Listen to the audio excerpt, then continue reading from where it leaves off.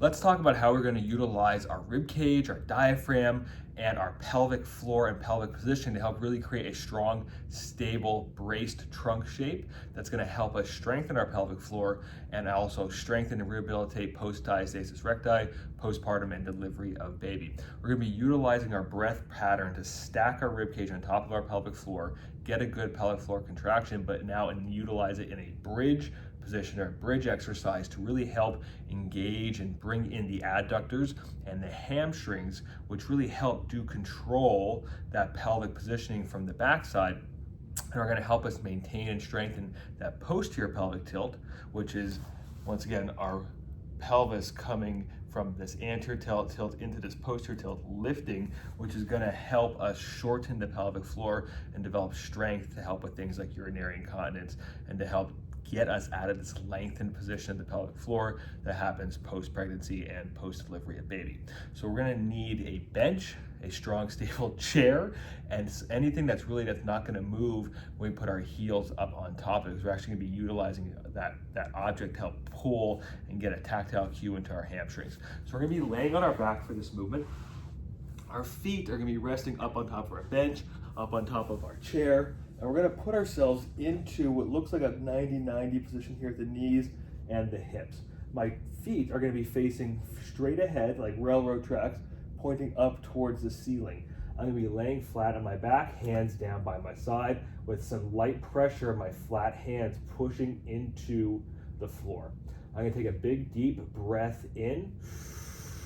As I exhale, I'm going to blow all that air out. You're going to feel your abdominals engage. My rib cage comes down towards my pelvis, and you'll notice that I can kind of slide my hands underneath my butt to get a little bit of that posterior tilt here in the pelvis. From here, I'm going to start increasing the pressure through my heels. So I'm going to be digging them down into the object, down to the bench or the chair, and then think about pulling that chair to my butt the entire time. I like to think about it as increasing the pressure, the contraction by about 10%. So 10, 20, 30, 40, 50, all the way up to 100 until we get that maximal contraction. Once I start digging my heels and pulling the chair, the bench to me, I'm then going to think about peeling my low back off the floor, one little itty bitty vertebrae at a time while I'm engaging those hamstrings. Because one of the mistakes that we make with these bridge exercises is that we just drive up towards the ceiling, and we can see this big arch in my back. I'm utilizing my back for that movement. I'm in an anterior tilt, which now means my pelvic floor is in a lengthened position. So we want to actually reverse all of that, go into a stacked ribcage position, more of a neutral spine, tucking the pelvis up underneath us, get into that posterior tilt to really engage the pelvic floor, shorten it, and then also pull in the hamstrings. So a rep is going to look like this. Palms flat down, big breath in, exhale, rib cage goes down.